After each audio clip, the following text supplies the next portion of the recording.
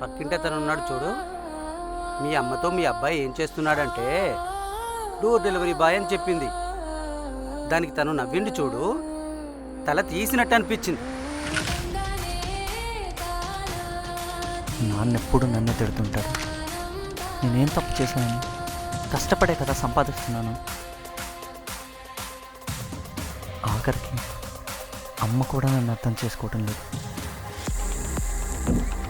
ఏమేం డాక్టర్ ఇంటికి రమ్మన్నారు, అది కూడా ఒక్కనే? మీ ఫ్రెండ్కి ఒక అయినా ఈ మధ్య నాకేమవుతుందో తెలియట్లేదురా. వాళ్ళని కొట్టాలి, చంపాలి అనిపిస్తుందిరా. మీ ఫ్రెండ్కి ఒక డిజార్డర్ ఉంది. దానివల్ల తను ఇలా ఇమాజినేషన్ ఫీల్ అవుతున్నాడు. ఏంట్రా 50 రూపాయల కోసం వాడిని చంపేశావా? అలా చేయలేదురా.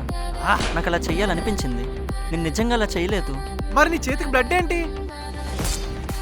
తను ఇప్పుడు చెంప మీద కొట్టే స్టేజ్లో లేడు, మనుషుల్ని చంపే స్టేజ్లో ఉన్నాడు.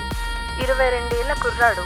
అతనికి ఉన్న వ్యాధి కారణంగా తన కన్న తల్లిదండ్రులతో పాటు తన చెల్లిని కూడా తానే చంపుకున్న వార్త ఆవేదన కలిగిస్తుంది.